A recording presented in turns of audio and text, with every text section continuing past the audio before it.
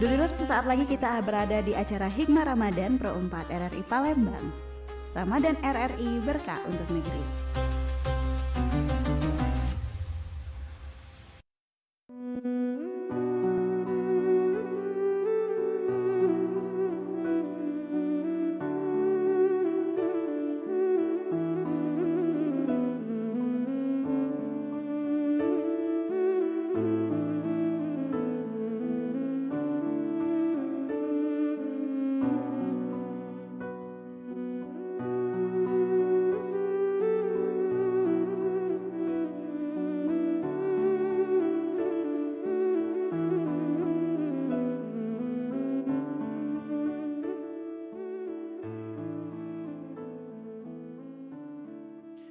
Ya, Assalamualaikum warahmatullahi wabarakatuh. Dulu pendengar di mana berada, kita bersua kembali di kesempatan sore hari ini dalam dialog Hikmah Ramadan untuk hari keempat Ramadan ya, atau bertepatan dengan 4 Maret 2025.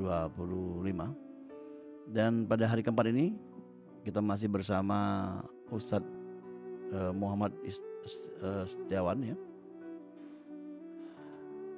Ustadz Muhammad Setiawan SHMH yang bakal mengangkat tema kajian Islam dalam pilihan kajian lainnya syariah. Langsung baik kita bersua bersama narasumber kita di kesempatan sore hari ini. Assalamualaikum Ustadz. Waalaikumsalam. Ya. Kita ulang lagi Ustadz ya. Assalamualaikum Ustadz. Waalaikumsalam warahmatullahi wabarakatuh. Salam naik ke mic. Iya, sana aja. Iya, jadi suara nak dengar Ustaz ya. Nah, di sore hari ini tadi kita ngobrol-ngobrol lagi atau dialog lah ini Iya.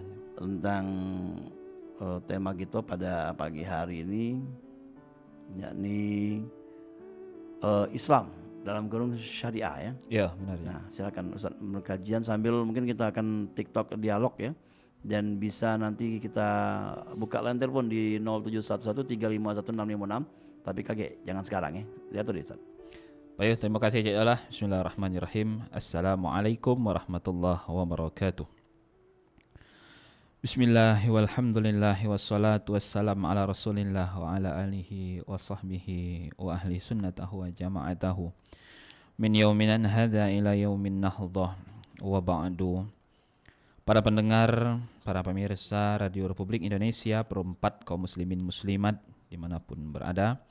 Pertama, kita bersyukur kepada Allah Subhanahu wa taala petang ini di hari keempat Maret 2025 miladiah bertepatan dengan tanggal 4 Ramadan 1446 Hijriah.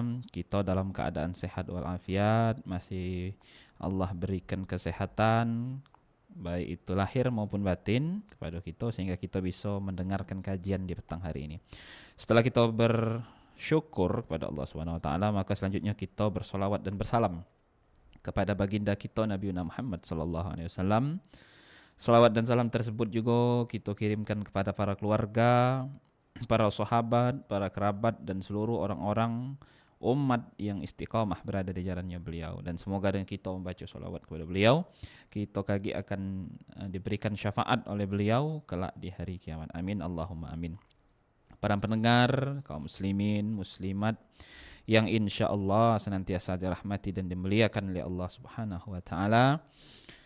Hari ini pada hari keempat puasa ini kita akan membahas mengenai tema terkait Islam atau syariah.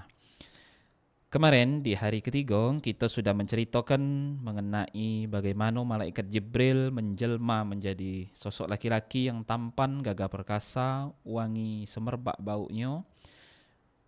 Beliau bertamu kepada Rasulullah SAW yang disaksikan oleh para sahabat dan menanyakan terkait 4 hal. Pertama kata beliau menanyakan terkait apa itu iman, apa itu Islam, apa itu ihsan, dan tentang hari kiamat. Kemarin kita sudah bahas mengenai iman atau akidah, dan hari ini kita akan bahas mengenai Islam atau syariah. Baik, ketika kita bicara soal Islam, maka yang terlintas di benak kita galo-galo adalah firman Allah Subhanahu wa taala yang berbunyi Innad dina indallahil Islam. Tidak ada agama yang diredoi atau direstui di sisi Allah Subhanahu wa taala kecuali Islam. Nah, lalu kita akan bertanya pada hakikatnya apa itu Islam itu. Islam itu apa? Jadi Islam secara harfiah atau secara lugawi artinya keselamatan sesuai dengan katanya. Salam, Islam, Aslam. Namun secara terminologi atau secara maknawi, Islam itu artinya tunduk dan menyerahkan diri sepenuhnya kepada Allah Subhanahu wa taala secara lahir atau zahir dan secara batin dengan mentaati perintah-perintahnya dan menjauhi larangan-larangannya.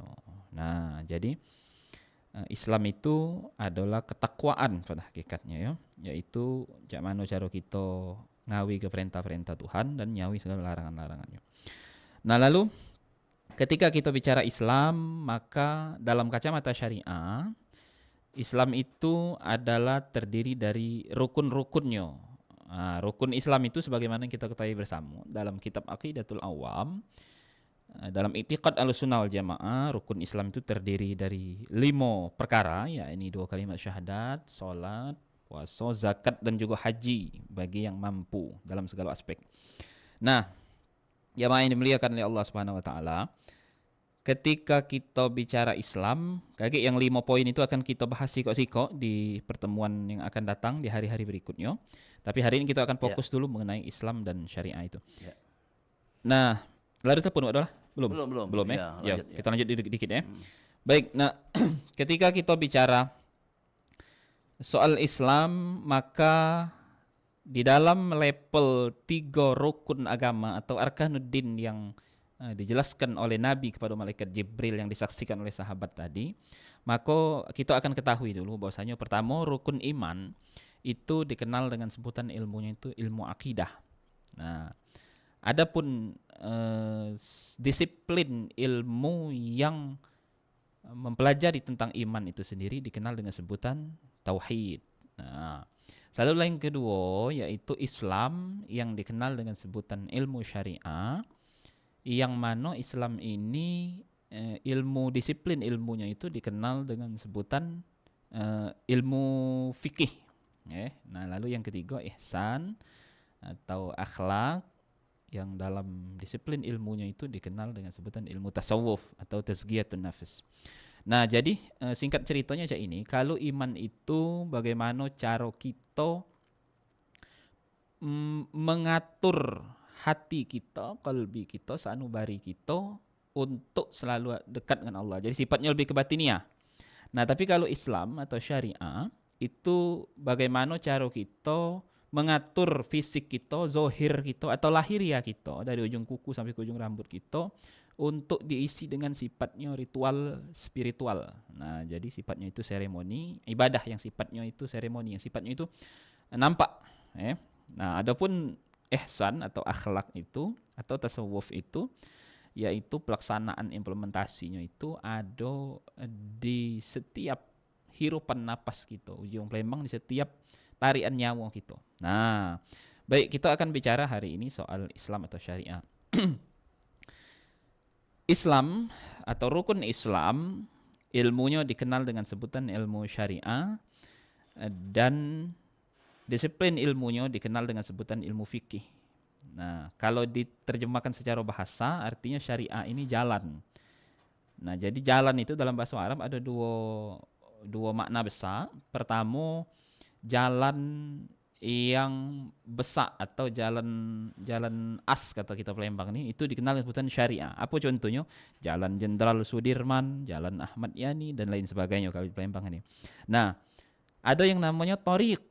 Nah, thoriq itu kalau diterjemahkan jalan juga, tapi jalan yang khusus atau jalan tertentu. Kalau kita Palembang ini mungkin jalan yang dak double besar, yang jalannya tingkat kota Madia lah, tingkat kabupaten kota. Misal contohnya jalan Enim, jalan Komering itu dan lain sebagainya, jalan-jalan kecil yang ada di sekitar lingkungan rumah kita. Nah, maka kata para ulama itu bahwasanya tingkatan kita di dalam menggapai ridha Allah Subhanahu wa taala itu ada 4 tingkat. Pertama namanya syariat, artinya kita menempuh jalan besar. Yang kedua tarekat, Nah ya kita jawab dulu ini. Kita lanjut Cek. ya. Iya. Dan kami masih menerima telepon yang pengen bergabung, silakan di 0711351656. Halo, Assalamualaikum. Waalaikumsalam warahmatullahi Dengan wabarakatuh Pak Ustaz. Iya, dengan siapa nih Pak? Di mana? Ini dengan Mang Tozai Pak di Kecamatan Tanjung Batu. Iya. Silakan Mang Oh, Tozai. Batu, ya. Iya. Ini Pak mengenai Islam tadi kan Islam itu terdiri dari 5 huruf Pak ya. Mm-mm. Yang Mm-mm. tahu aku itu Pak Islam 5 huruf itu Insya, Subuh, Zuhur, Asar, Maghrib benar apa itu Pak ya? Yo, Pak, jadi yang paling dari Islam itu Pak. Itu Pak ya? Ya itu Pak yang saya tanya kenapa benar itu. Mohon Iya. maaf kalau ada salah-salah kata Pak ya. Iya, oke. Ya terima kasih. Wassalamualaikum warahmatullahi wabarakatuh. Waalaikumsalam warahmatullahi wabarakatuh. Terima Itu pas, kasih pas pertanyaannya. kebetulan dalam kosakata kita atau mana? Atau di pas kebayang. Ya, jadi Cak ini itu Iya. Cak ya. Islam itu sendiri dia berasal bahasa Arab itu. Ah. Asal kata itu tadi keselamatan artinya kalau kita terjemahkan ke bahasa Indonesia. Nah, adapun apa namanya itu ketika kosakata itu ada yang mensinonimkan dalam segi bahasa atau segi linguistik, kata wong dulu Isya, subuh, lohor, asar, maghrib. Pas ya. Itu secara ini memang pas kebetulan. Ya. Nah, tapi ada juga yang agak kurang tepatnya ketika nyebut L-nya itu Nah, itu kan disebut lohor juga atau Iya, iya. bimbingan itu. Nah, sedangkan di dalam secara bahasa itu bukan lohor tapi zohor. Zo itu kan ZH kalau Iya. dalam ini. Nah, adapun apakah itu benar dikatakan benar ya benar memang. Tapi apakah itu memang pengertian pada aslinya jawabannya tidak, itu hanya apa namanya itu Pas kebetulan. sinonim di dalam linguistik saja pas kebetulan secara kebahasaan gitu. Iya. Tapi kalau dalam arti Arabnya Islam Islam itu keselamatan artinya. selamatan. Nah. Iya. Oke, lanjut Pak. Baik, kakek kita ini lagi Cak ya, kalau telepon lagi. Nah, jadi tadi kata para ulama di dalam Ahlus Sunnah wal Jamaah bahwasanya ada 4 tingkatan kita ini di dalam meraih ketakwaan yang paling agung di sisi Allah Subhanahu wa taala. Pertama ya ini syariat, artinya kita menempuh ibadah yang sifatnya itu ritual, yang sifatnya Ya. itu seremonial. Nah, lalu yang kedua tarekat, yaitu jalan kecil tadi, kita menempuh ibadah yang sifatnya khusus, ya ini sifatnya itu zikir, sifatnya itu suluk, sifatnya khalwat dan sebagainya. Yang ketiga hakikat, yaitu bagaimana cara kita mempelajari tauhid, yaitu cara kita lebih mendekatkan diri atau mengetahui daripada filosofis ketuhanan itu sendiri. Dan yang keempat adalah ma'rifat, artinya wong yang bijaksana kalau diterjemahkan ma'rif itu. Nah, yaitu artinya ketika kita sudah sampai kepada Allah Subhanahu wa taala, maka itulah pada hakikatnya adalah ketakwaan yang sebaik-baiknya dan sebenar-benarnya. Nah, jemaah yang dimuliakan oleh Allah, ketika kita bicara syariat atau Islam itu sendiri, maka di dalam rukun yang 5 tadi yang kita ketahui bersama, syahadat, salat, zakat, puasa dan haji bila mampu, ini dikenal dengan sebutan fikih. Artinya fikih itu pemahaman, memahamkan. Nah, fikih apa cabangnya? Fikihnya yaitu dikenal dengan sebutan fikih ibadat, karena semuanya ini adalah menyangkut ibadat ubudiyah. Nah, apakah syariat hanya mengatur ibadat? Jawabannya tidak. Islam atau syariat itu tidak hanya mengatur ibadat. Itu pun 5 itu cuma ibadat yang memang menjadi pokok ataupun pilar-pilar dari rukun Islam itu sendiri.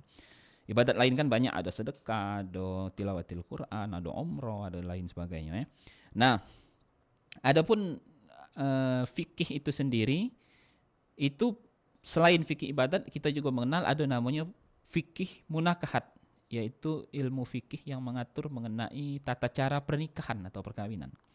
Lalu kita juga mengenal dengan adanya ilmu fikih muamalat, yaitu bagaimana cara kita bertransaksi antar sesama, bagaimana cara kita menjaga harta dan lain sebagainya. Nah, ini biasanya fikih muamalat ini lebih ditekankan pada kalau hari ini yang menjadi isu kasus yang viral pada masa kita ini, yaitu mengenai bank ya, kan sudah dominan di kita bank-bank syariah dan lain sebagainya. Itu masuk dalam ranah fikih muamalat.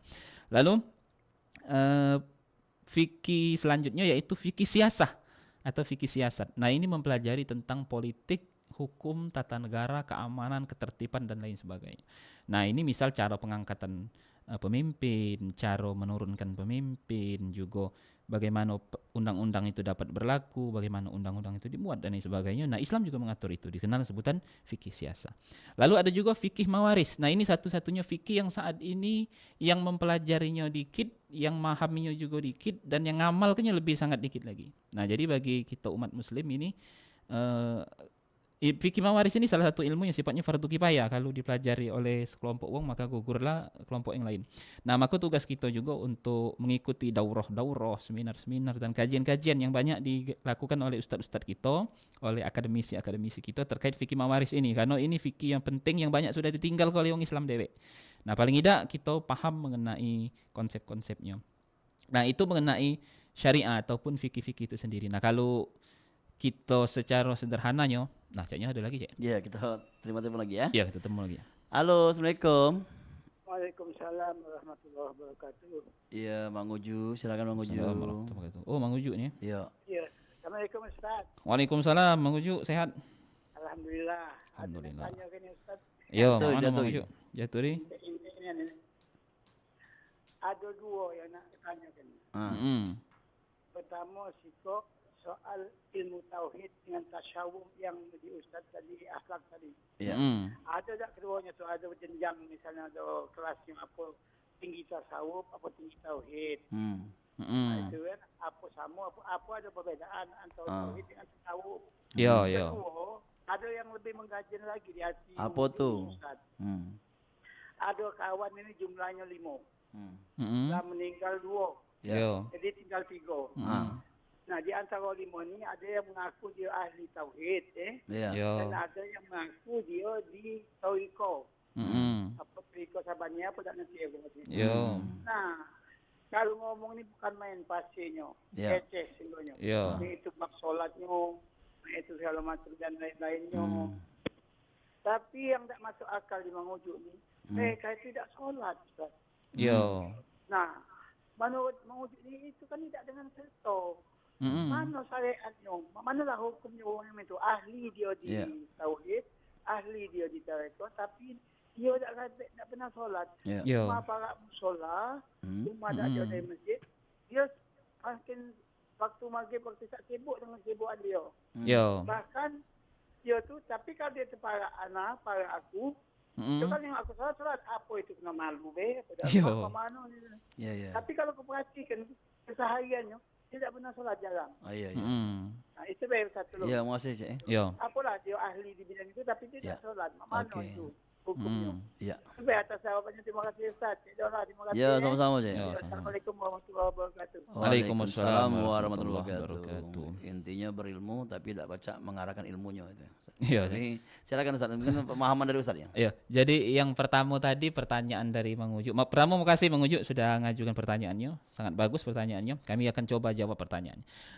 Pertama yang pertanyaan Mang Ujuk tadi mengenai tauhid sama tasawuf. Nah, keduanya harus seiring sejalan itu Mang Ujuk. Apakah ada tingkatannya? Ya tentu namanya ilmu ada tingkatannya. Tauhid itu juga ada tauhid tingkatan-tingkatannya, ada tauhid asma, ada tauhid sifat, ada tauhid zat Nah, tauhid zat itu tidak ada atau tidak katik manusia yang mampu menembus tauhid zat itu kecuali baginda Nabi kita Muhammad sallallahu alaihi wasallam.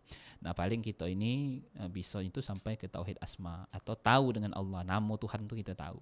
Atau paling tinggilah kita sampai di tauhid sifat. Artinya kita tahu mana sifat-sifat Tuhan yang ada di nama-nama tadi. Nah, kira-kira model itu Adapun tauhid zat semuanya adalah prerogatifnya dari Allah yang hanya diberikan untuk Nabi kita Muhammad SAW. Kapan itu tauhid zat itu? Yaitu ketika Nabi kita Isra Mi'raj, Nabi itu melihat zatnya Allah langsung. Nah, apa dia? Nah, itu tidak boleh digambarkan atau divisualkan dalam bentuk apapun.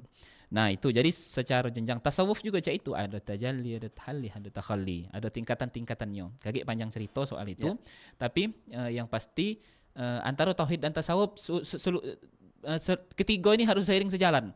Yang syariat, yang tauhid, yang tasawufnya itu harus seiring sejalan. Kalau salah satunya tidak ada seiring sejalan, maka wong itu akan kufur atau juga wong itu bisa zindik.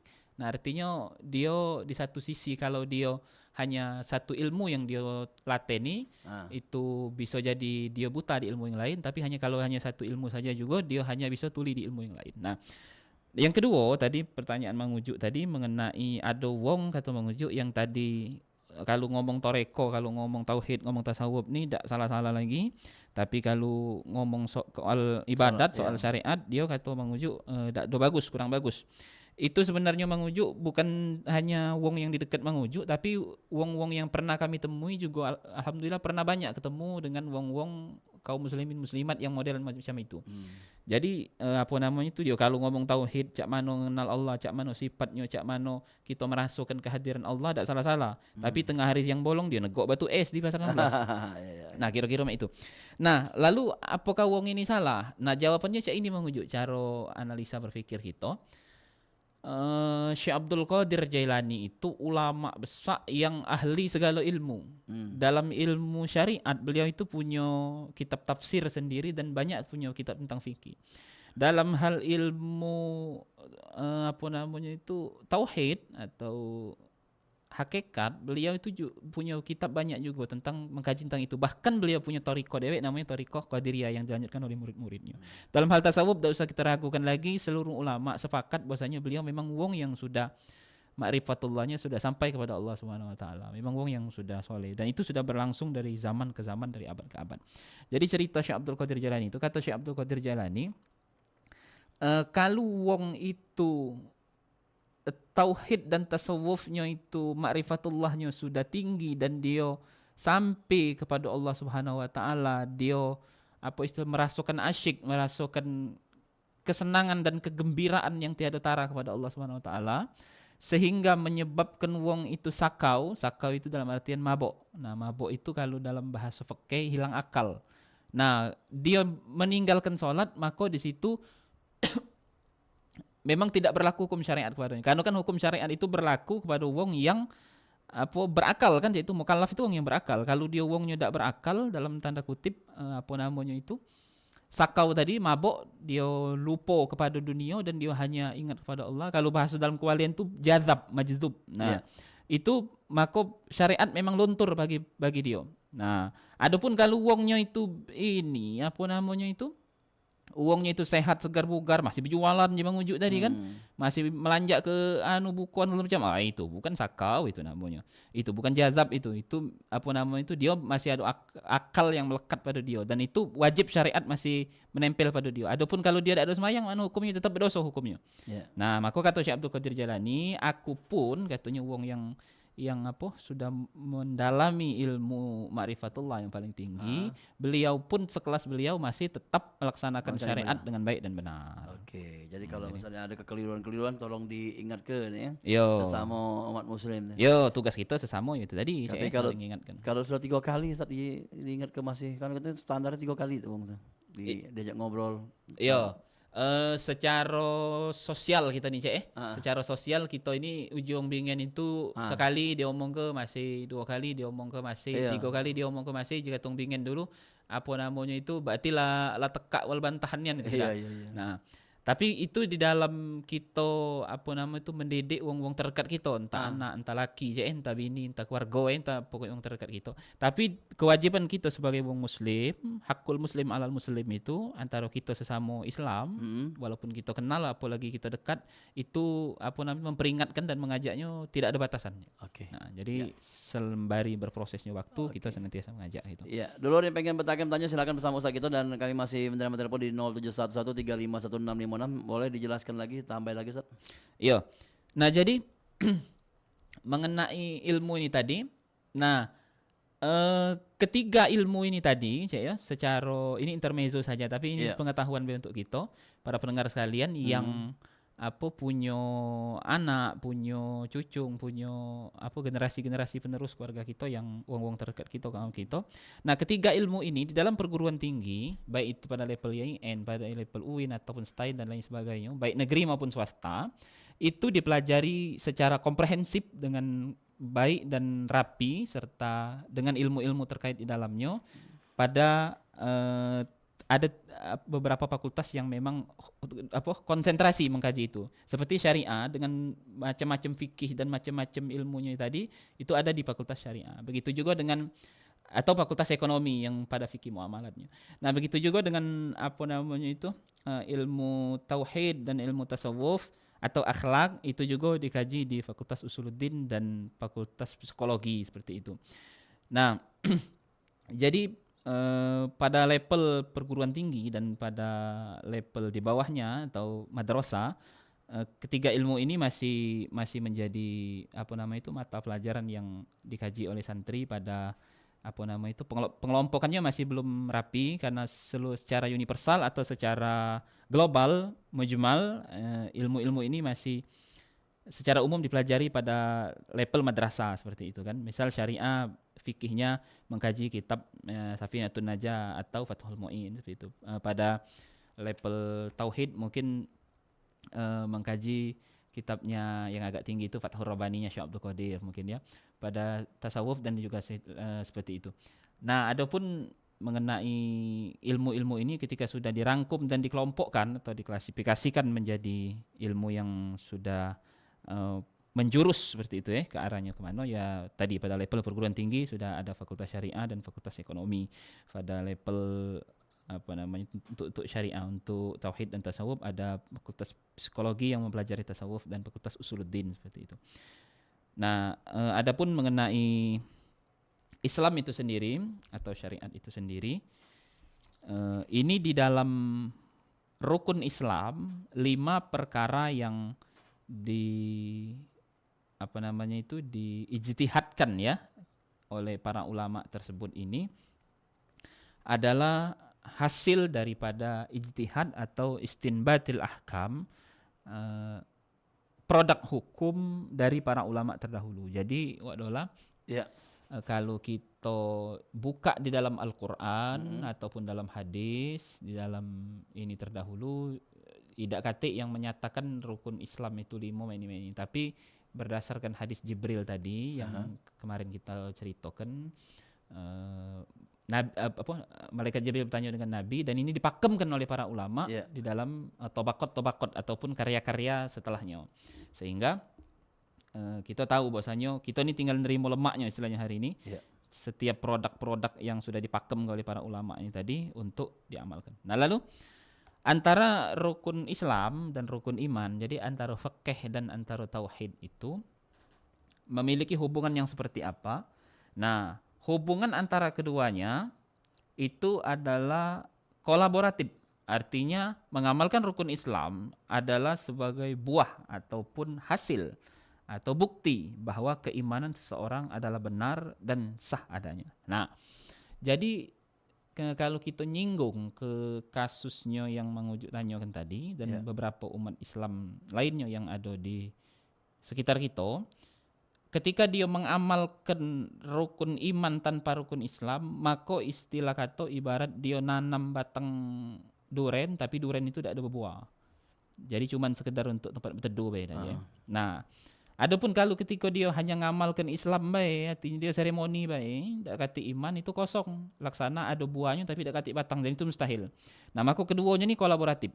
Keduanya ini harus saling berhubungan, saling mengisi dan saling dilaksanakan. Supaya ketika wong itu hanya dia berislam tanpa adanya iman, maka dia ibadahnya itu hanya semacam formalitas Nah, adapun ketika wong itu hanya beriman, dia tanpa berislam, maka ibadahnya itu, maka dia tidak akan ada ibadah di dalamnya karena dia hanya mengandalkan sanubari batinnya Nah, sedangkan agamanya tidak tegak artinya secara langsung kira-kira model itu. Oke, untuk dulu galau-galau yang pengen bergabung masih kami tunggu di line telepon 0711351656 dan Ustaz ya. Kita bakal balik lagi setelah yang pariwara berikut Ustaz ya untuk narik napas dulu Ustaz ya. Narik napas dulu. Iyalah. Oke, kayak kita terima teleponnya setelah yang berikut ini.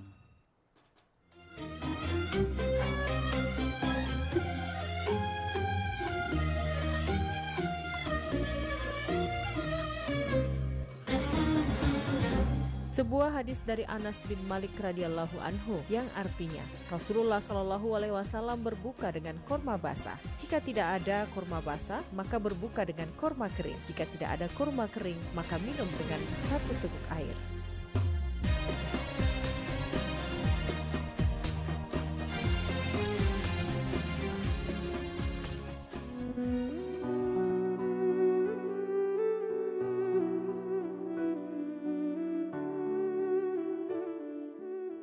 Ya masih di Hikmah Ramadan ya, untuk sesi yang kedua. Silakan untuk Dor yang pengen bertanya bertaken ya. 0711351656 yang tadi sudah berderang tadi, coba kita telepon sini ya.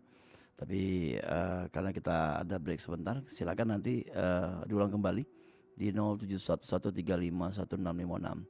Untuk yang orang awam Ustaz, apa yang harus dilakukan dalam menjaga syariah dan juga mempelajarinya? Jadi Ada telepon saya? Ya. Halo, Assalamualaikum. Waalaikumsalam. Iya, diaturi. Halo, assalamualaikum Ustaz. Waalaikumsalam warahmatullahi wabarakatuh. Ini Tad, aku nak nanya Tad. Ini kalau yang berakhirnya waktu sahur, habisnya waktu sahur ketika tidak dibolehkan lagi makan atau minum, itu berakhirnya di waktu imsak apa di azan subuh? Ya. Ya. Itu baik ya. Oh itu baik ya. Ya. Ya. Terima kasih Rin. Ya. Oke, makasih Cik. Ya. Waalaikumsalam. Waalaikumsalam warahmatullahi wabarakatuh. Ya Rin ya, silakan Ustaz. Iya, ku jawab dikit Cik ya. Kebetulan kami pribadi jadi pimpinan atau ketua di Lembaga Falakiyah NU di Kota Palembang. Jadi pertama secara fikih akhir dari waktu sahur itu adalah azan subuh yang masuk ke waktu fajar shidik. Nah, adapun imsak yang 10 menit sebelum waktu beduk atau azan subuh itu adalah bentuk ikhtiyati atau kehati-hatian ulama kita dalam hal ilmu falak atau ilmu astronomi Islam, perhitungannya itu supaya jangan sampai kita itu kaget istilah kata masih tekunya di makanan tahu-tahu azan subuh berdetek kira-kira macam itu. Nah, untuk menjaga kehati-hatian itu 10 menit sebelum azan subuh itu sudah masuk waktu imsak, artinya waktu kehati-hatiannya itu sudah berakhir. Untuk menjaga itu supaya istilah kata mulut itu memang sudah bersih dari makanan dan minuman, kita sudah press, sudah tak katik lagi barang dikunyah, barang ditegok. Nah, untuk menjaga itu maka dibikinkanlah apa namanya itu imsak. Nah, ini ada cerita Cik ya. Jadi muazzinnya baginda Nabi kita Muhammad SAW yang tukang azan zaman Nabi itu ada dua. Pertama namanya Abdullah bin Ummi Maktum. Abdullah bin Ummi Maktum ini adalah sahabat yang tunanetra, beliau tidak dapat melihat secara fisik. Yang kedua Bilal bin Rabah, yaitu seorang budak yang berkulit hitam yang asalnya dari daerah Ethiopia ya. Daerah Afrika lah kalau sekarang ya. Nah, dua muadzin Nabi Muhammad SAW ini kedua-duanya azan di waktu subuh. Nah, jadi pertama ketika azannya Abdullah bin Ummi Maktum itulah yang kita kenal dengan hari ini imsak, yaitu pertanda bahwasanya sahur sudah berakhir. Untuk menjaga kehati-hatian itu.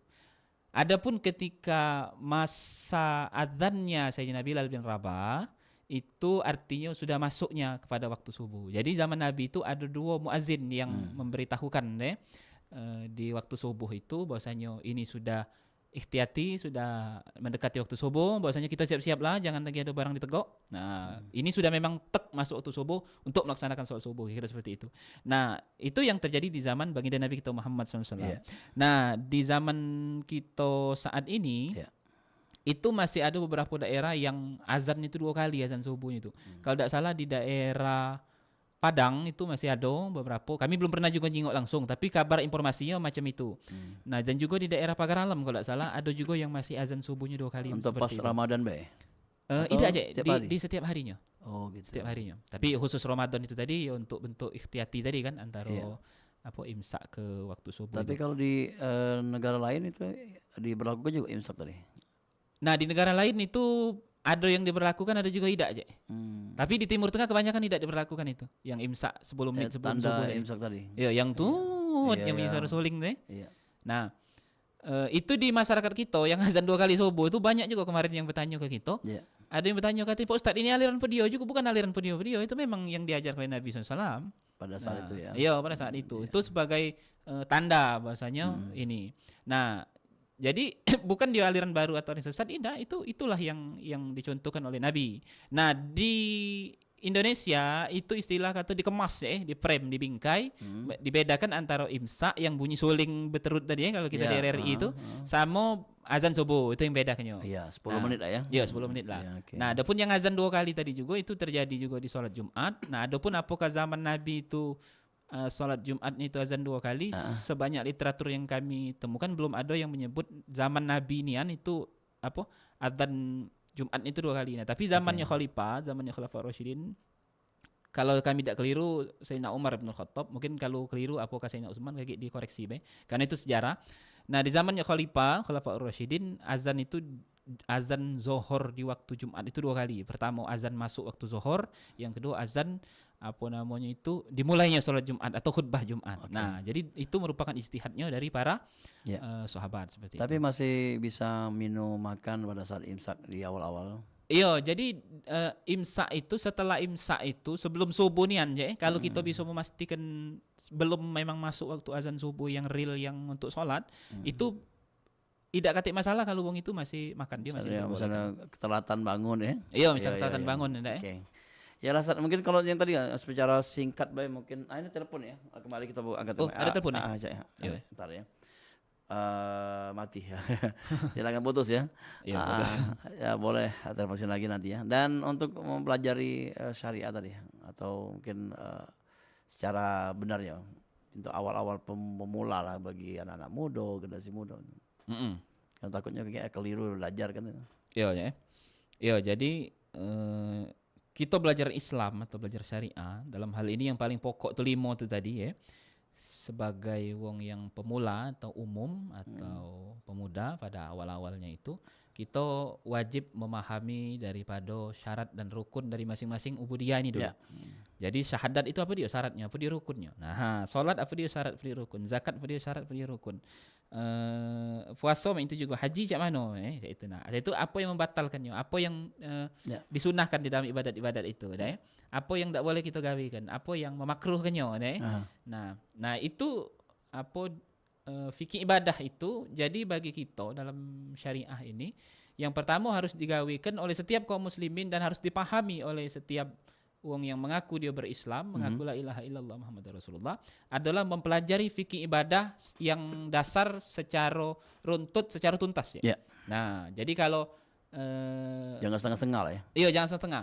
Nah, jadi kalau bagi kita yang cak kami yang alhamdulillah pernah juga ngaji di pesantren, bahwasanya kitab ataupun karya yang masyhur di Nusantara ini yang apa istilahnya itu sudah komplit lah ya, komplit mengkaji mengenai rukun Islam atau syariah itu sendiri adalah kitab Safinatun Najah. Nah, kalau kita ngaji Safinah dari awal sampai akhir secara tuntas, insya Allah kita paham galau dengan 5 rukun ini.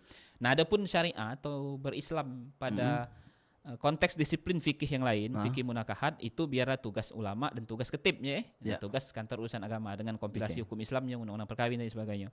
Nah, bagi apa namanya itu fikih siasa juga biarlah itu menjadi ranahnya para praktisi dan akademisi, begitu juga. Nah, kalau fikih mawaris juga baik bagi kita selaku umat Islam pada umumnya untuk mempelajarinya, memperdalamnya lagi. Nah, adapun pada fikih muamalat juga itu pada tatar praktisi dan akademisi yang berhubungan dengan bank dan sebagainya juga baik untuk belajar itu. Terima kasih Ustaz ya, dan kita bisa sambung lagi di lain kesempatan, dan kita tutup untuk yang ingin bertanya lagi di lain kesempatan Mbak ya. Karena sebentar lagi kita akan bergabung bersama Pro 1 dan juga dari tim bersama di Masjid Agung karena ikuti nantinya kegiatan rangkaian acara dan sampai nantinya beduk azan maghrib ya untuk wilayah Kota Palembang sekitarnya.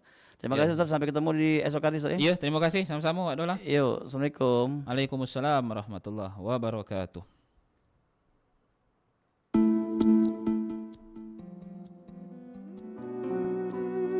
Udah terasa Cik.